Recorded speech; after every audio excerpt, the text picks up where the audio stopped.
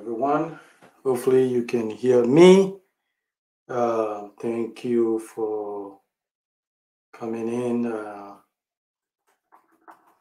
It's another live stream. It's been a while um, since we did one of these, and I know some of you have some questions that we would like to, take it from there. So anyway, I hope you are doing very well in your respective places. So just just check in when you come in, and I will speak. Assume you can hear me. Let me know how the sound is. Anyway, so I wanted to talk about these things about this land acquisition series because I've gotten some some questions on people are still wanting me to share some light about what is going on, and so I wanted to bring that to your attention anyway, and then we would just we would just take it from there. Um, so one of the things I wanted to talk about is Corona is no joke. It's like it's we are all tired, stressed, irritated, and boredom. Is and some of us are just depressed, with this whole thing. And so it feels like a cage animal and not knowing when is this nightmare going away. So I think it's important you check on your loved ones, including your friends. It's very, very important. I'm feeling it too. I should be in Ghana for 2 months this summer. That was the plan, but who knows when this becomes a possibility. So these weird times, this is a weird time that we are living in, and bring also irritation, tired and stress, and when that happens, we get sloppy, leading to sloppy decisions, which may lead to compounding effects of our problems, right? So this is when I come in. So in spite of all that we are going through, from the loss of jobs, reduction of pay, loss of loved ones, a lot of uncertainty, be patient, be strong, know that you are resilient and you adapt with time and continue to pursue your dreams and aspiration. So take some time to detox, from some of the negative news out there. Corona is also a good indicator to assess, some of the people in your life to see whether they are, they should be coming with a journey with you or not. So this is also another good way to look at it. So what is this thing we want in life? What is it that we want? Is it money? Is it fame? Is it a life without boundaries? Is it freedom? What is this thing we call happiness, right? This elusive thing. Okay. At the end of the video, I'll tell you, what my answer is. Okay. So anyway, so I'm gonna begin with so you can see the backdrop. This is my new studio that I've been waiting for a couple of years to put it together. So I'm almost done. I'm waiting for my desktop and my carpet. And then so I do like a studio tour. So it allows me to bring constant content to you guys, because I know sometimes I go away for 3 weeks and people are like, hey, when are you doing another video and stuff? Because it's hard finding place to do it around the house. So anyway, anyway, we're gonna start. So one of the things you remember I talk about, we are tired, we stressed out, we're bored. There's a lot of things going on with us, and so when you're in that mood, you tend to not take care of some of the details, right? Because you are not emotionally and mentally there. You're just tired, and so that can lead to problems down the road. And so one of the things, I've talked about the land series, right? Land acquisition and stuff like that.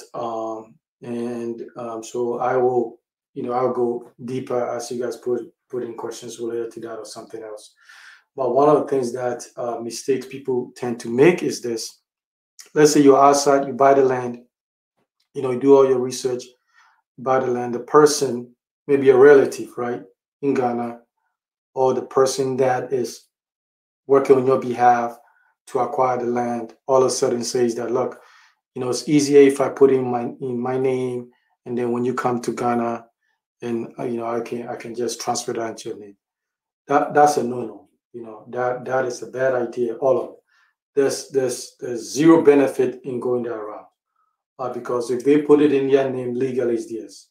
And what happens if you get on there and he doesn't want to transfer it, right? So you just put yourself in a lot of mess. What I do, I just bought another land. What I do is like DHL. I paid 345 CDs.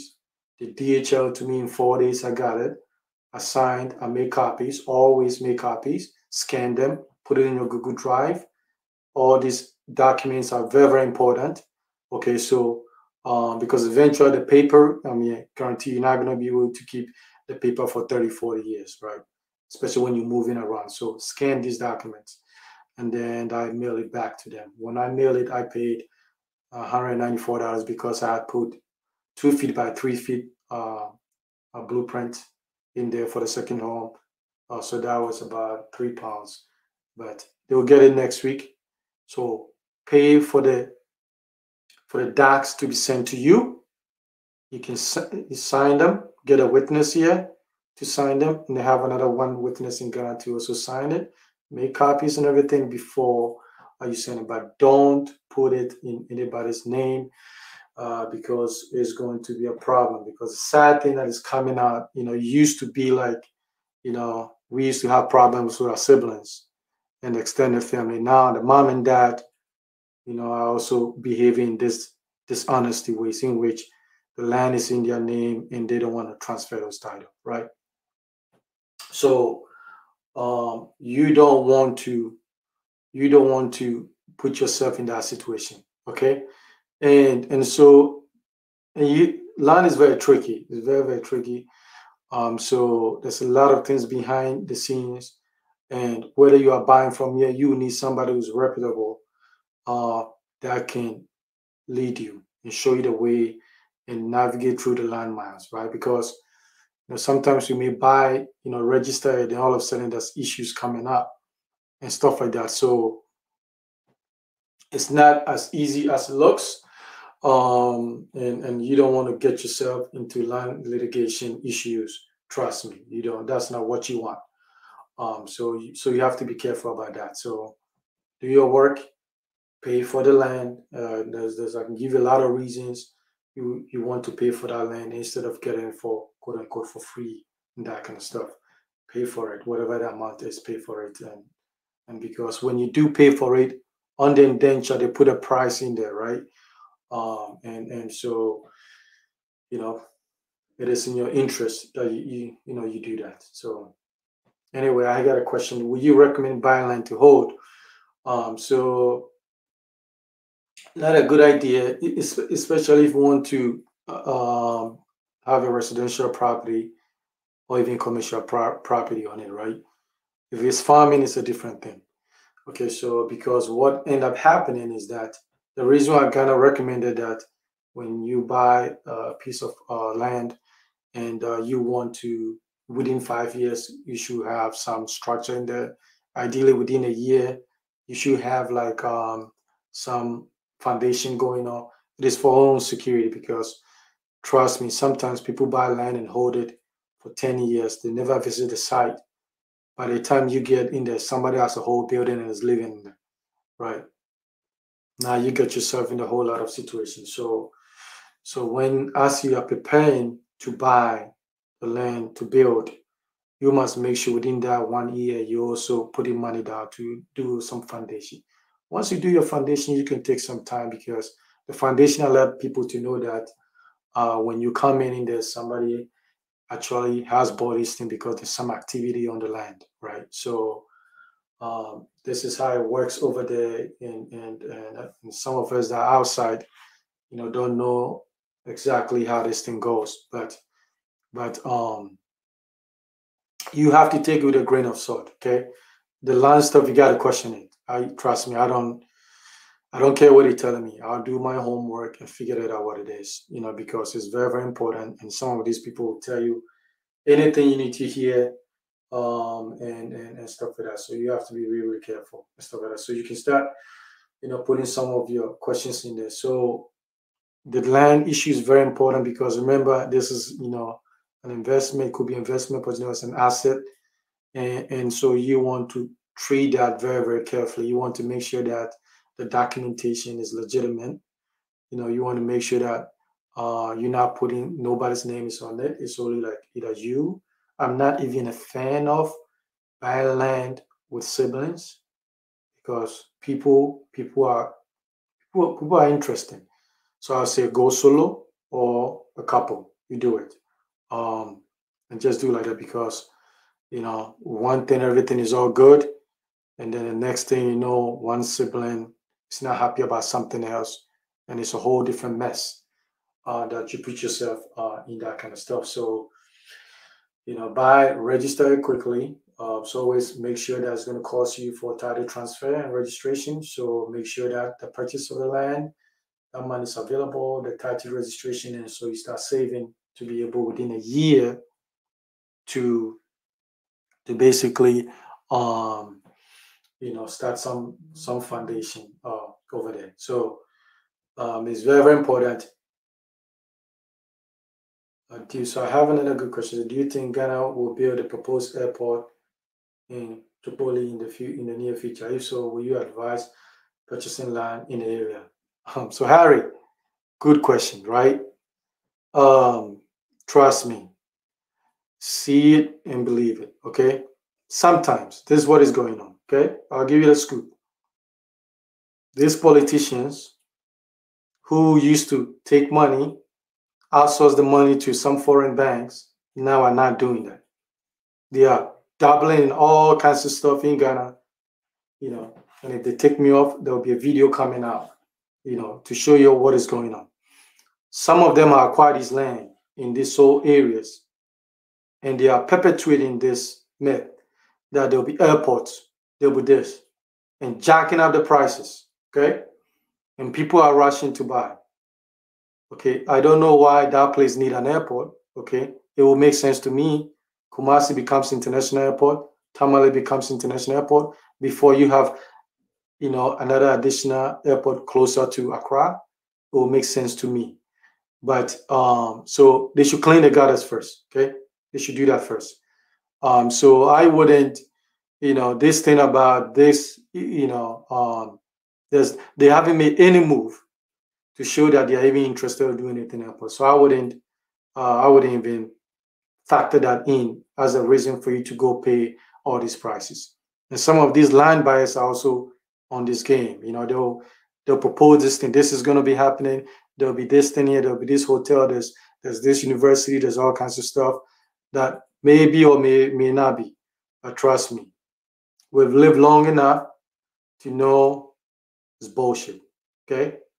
So that is what I'm going to call it. And so I rather have them, expand Kumasi to become an international airport than Tamale before they do any airport in either Tripoli or Pram or in that kind of area. Okay, so that's my thought on that. I hope that was clear. So we have to look into this thing because with everything that's going on too, is bringing all kinds of people, right? The crooks. And we black people, we must be honest and say that there's a lot of crooks within our people. Okay. They are doing these things. And we have to understand that. So we can't just act like if we work with our people, then we can solve all these issues. Try. Go that route and see what happens. Okay. And it's like, our ancestors used to say this, right? So the person that's close to you, that's the one that's going to do the damage or the harm. So you have to keep your eyes open at all times and be smart in how you move and approach. Especially treat everything, the land buying process, as a business, right? Don't make it too personal. It's a business, and you work with who people can deliver, and that's what it is. Okay, if your brother can deliver, so be it. If your uncle can deliver, so be it. If somebody else can deliver, then you work with them. Okay, so you can start throwing more questions if you want or related to. Also, I put a video out there yesterday of the webinar. So sign up for that. Is the next one is the 29th. Let's get some questions, answered and stuff like that, because I know there's a lot of people that are saying this. I can't wait for the border to open. I'm gonna jump in, Ghana, stuff like that. And I'm like, I understand all the emotional aspect, but also you need to plan, because if you jump back over there, you jump right back, because there will be things that you're gonna be dealing with, and so you have to have some plan. And the biggest thing will be, what is it that how are you gonna sustain yourself? That is the most important thing. Okay, so that is the first one. If you have the money, you can live anywhere. So I wouldn't worry about where you're going to live. How am I going to support myself? How much money do I need monthly to sustain myself? Then once you figure that then out, then you can think about, like accommodation and that kind of stuff. So Kwejo said, so I'm looking to buy a land in Accra. You know what, I'll put this question here. And so I'm looking to buy land in Accra, and information. You said there's no certificate.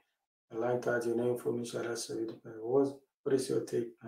So if you go to the land commission, you do a search, and then there's no certificate at the land title, no information at the survey department. So this could be what happens. Sometimes, it is rare, but let's say there's a lot of people that own land that is never registered. Okay, so the chief may own thousands of acres. They're now all in the books. Ghana is trying to get everything in the books. So you go in there, there's nothing in the system, right? So then what that becomes is, once you purchase it, you get your site plan and your indenture and everything, then you almost becomes the first person with a title, to that land. And so the search is, you did the right thing by always doing the search. And because a lot of people don't do the search, anybody can create site plan, indenture, anybody can do that. Doesn't mean it has no legal bearings until it goes through the system, of land commission going through the court, and a stamp and everything is registered to the system.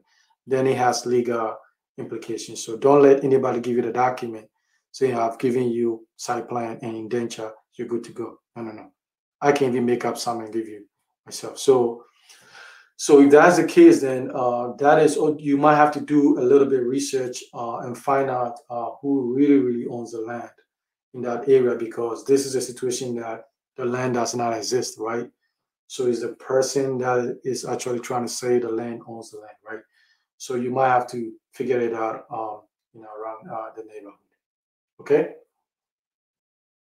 Okay. So you want to do that. So put in your questions. Can be building related, it can be land related and stuff. And then we just take it from there. So the land thing is, to me, I always feel like it's very, very important, because that is the first hump. You go over that, then you have to find yourself a reliable, competent, ethical builder. Okay, so that's the next step. But so spend time, do your work, pay the money for somebody to do the due diligence and figure it out, what is going on with the land situation and stuff like that. So, and then take it from there.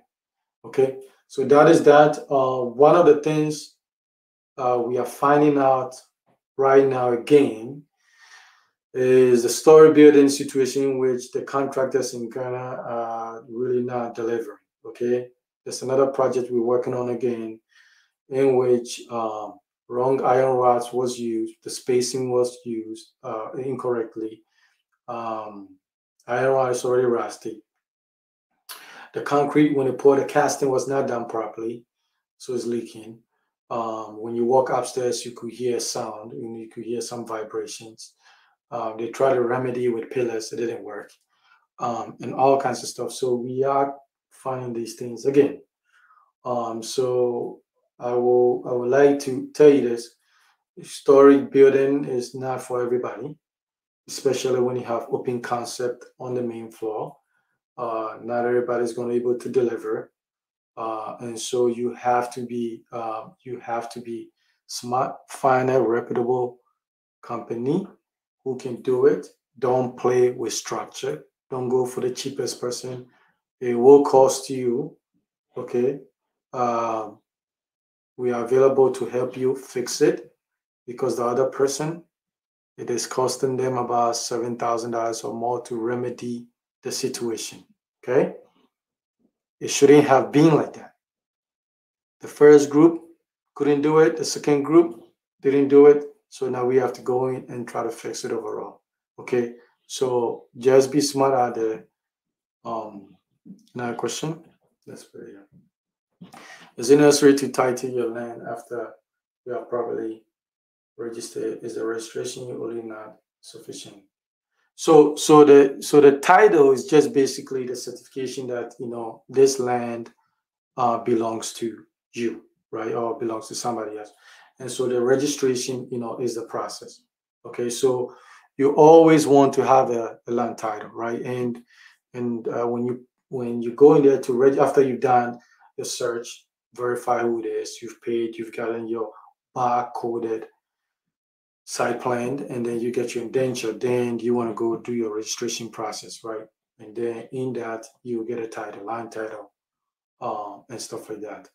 And so you need that. It's very, very important that you need that, because it's taking, the sooner it's taking right now. I'm about to transfer, so the company is going to transfer title to me. I have somebody who's going to do it. They say it's going to take 4 months. I'm going to see if it's 4 months. That is the soonest I've seen.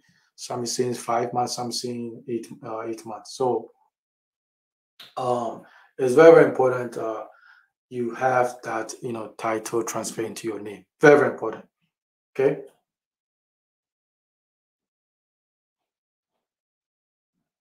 So I got 7,000. So Koji, what is 7,000? Is it a cost for the title transfer, or is it cost for so is it if a search is too much, if it's title transfer, yes, it can cost about that much. Okay. My mom owned a land in a village. Do I need documents before building her house on her own land? The village is kind of a little bit tricky in a sense that, so the ownership, is it owned through the family, or it was or she purchased it from the chief? If it was purchased from the chief, then you want to transfer into a name for to secure that asset. But if it's like inherently owned within the family and stuff like that, then that is fine.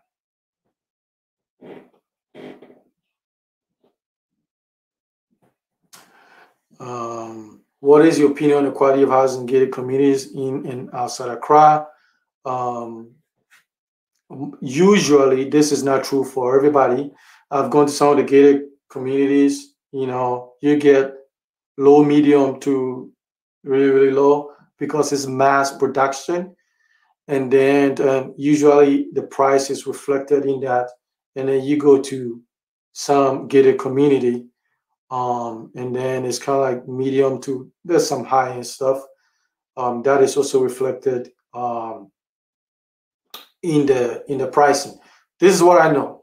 The prices, like Trazaco and those places, the prices they are charging, I can build 2 times that, much more luxurious than what they have. And so when I look at these prices, I know how much it's going to cost to duplicate that. And some of them, if you buy them, you are paying about double, and stuff like that. Especially the high ends one, the one that they are charging, several $100,000 to $1 million and stuff like that. It's not going to cost you that to build. But if you're looking at the ones around 50, 60, $75,000 and lower, usually you're not getting the quality stuff. There's no way they could do that and still give you that price. Okay. So what is your opinion on quality? Okay, I've answered that.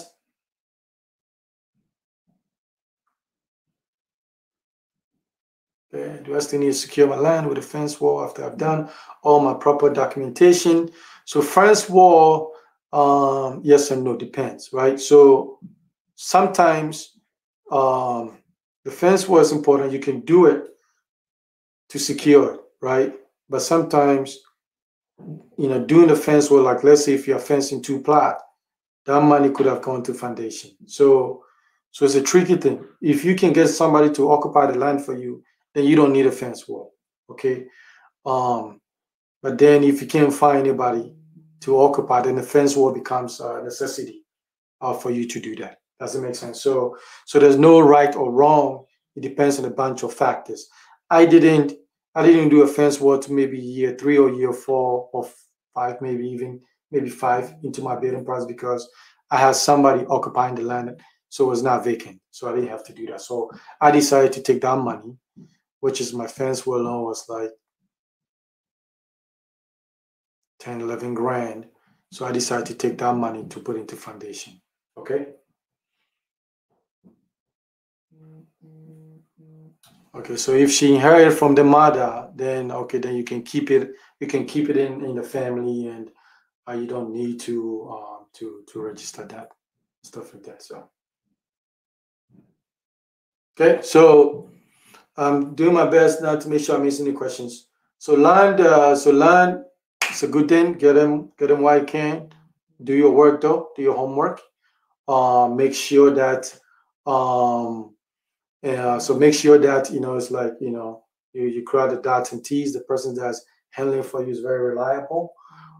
I don't have to do a lot of things, even though I'm not in guy because I got a team that are reliable and I trust them. They're gonna deliver. So I can I can do pretty much everything I need to do from here because we clean out all the other stuff. So the people that are left are really legitimate and stuff like that. People Flow Designs, thank you for the super chat. So 90 days.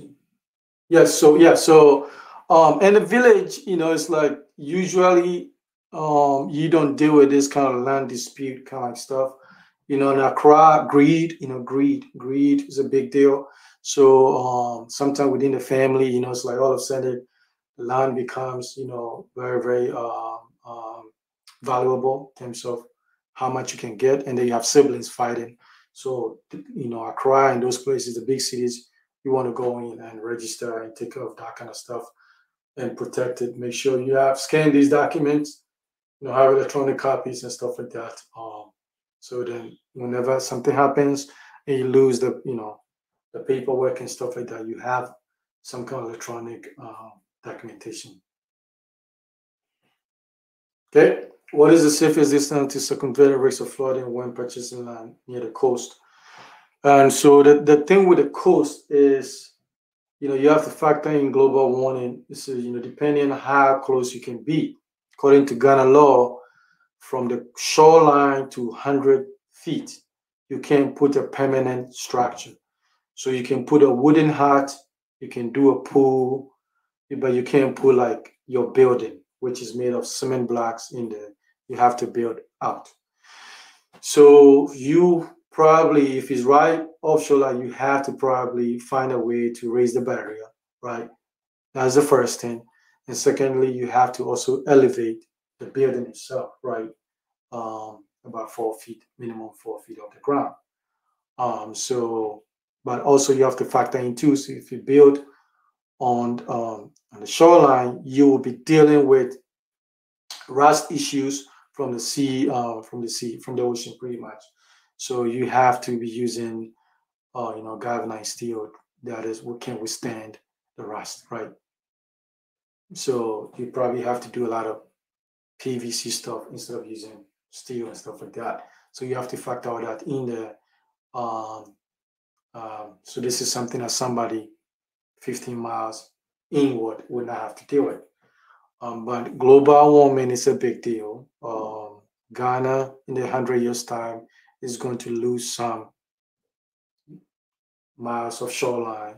The last data that I saw several years ago. So you have to factor that in and stuff like that. So, okay.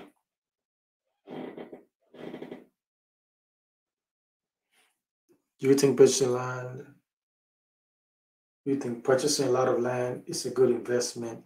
Generally speaking, yes. But here's the thing. Here's the thing you have to factor in. It's not just buying the land. You got to secure the land. And so that is the thing. I can go sweet talk a chief and get like 1,000 acres without even sweat, because I know how it goes, right? The goal is, how do you secure this land, right? So you don't want a situation in which your land is like someplace away that you don't visit for years at a time. You'll be surprised. You go in there and some development is happening. So generally speaking, yes, but find a way. How do you secure this thing? If it's far, pay somebody to live in there and be your eyes and ears. Okay. Is your company able to build a home made of airbags? No. No, not yet. We haven't done that yet. I don't think we are exploring that option at this moment. That might change. If it changes, I'll let you know, Antonio. But we are not doing that. But we are always hoping for new technology when it makes sense. And there's there's some wisdom in the block work because it has tested time, right? And so new technology always has, time will tell to see how durable things are.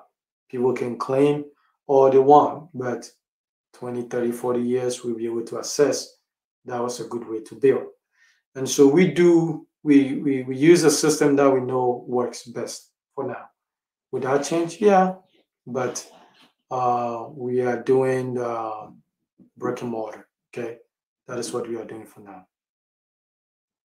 We are entertaining a way to do stucco, a way to build and do some internal walls with drywall like we do it here. We are entertaining that as option. So I may have to use a house for guinea pig as a guinea pig to see whether the cost makes sense before we say that we are doing this kind of things. Okay. Okay. So hopefully I haven't missed any question. Okay. So anyway, I don't want to keep this thing long. Maybe in about 5 minutes, I'm going to wrap it up, unless you have some questions. So the land thing is take your time. So I think there's a question here. It says, how do you get a land title if you purchase land from a chief who never had a title? That's a good question. So the chief will still give you the site plan and indenture, and then you have to sort it out at land commission to see how that's how that's gonna play out. Whether legally the chief has to get some court injunction saying that they are actually the authentic owner of the land, because that will help you in the transition to able to have a title for it. So ask the people at land commission to see how you go about it. Do you need something extra from the chief? And then take it from there. Okay. So hidden roof, traditional roof, which one is best? Usually hidden roof is more like a modern style. So it depends what you're trying to do. My second build is going to be hidden roof because I'm going strictly modern. When you do Mediterranean, you do a slope roof and that kind of stuff. And so it's not that one is worse than the other. It's just aesthetics and the style, which one goes well with each other. Now the hidden roof, you also have to slope it. Okay, you have to slope it on the side because you don't want water sitting on top of, because usually when you do the hidden roof, on the side is concrete.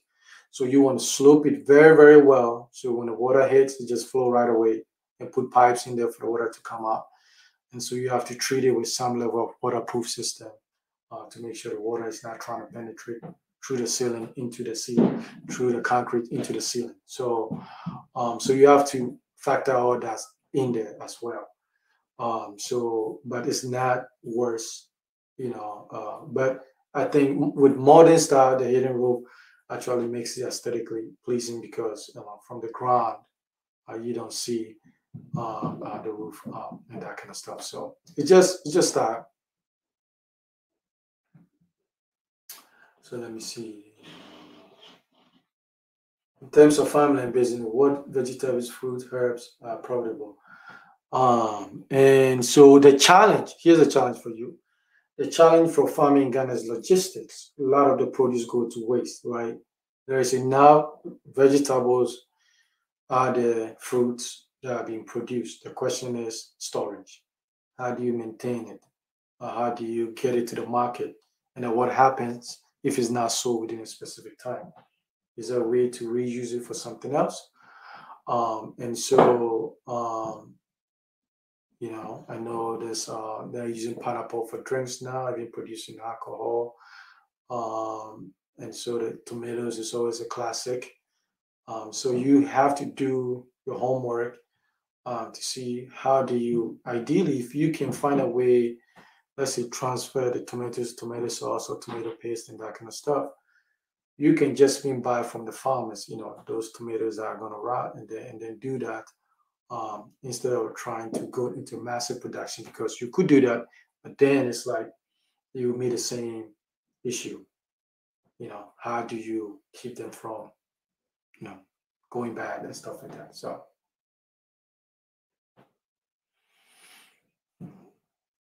do you personally know of land that's available that would be worth considering? Yes. So, Sophia, send me an email. We can talk about that and consider pricing. Okay, and consider about pricing because pricing dictates a lot of things in Ghana, right? Where you're gonna live and that kind of stuff. Um, so let me see. Okay, so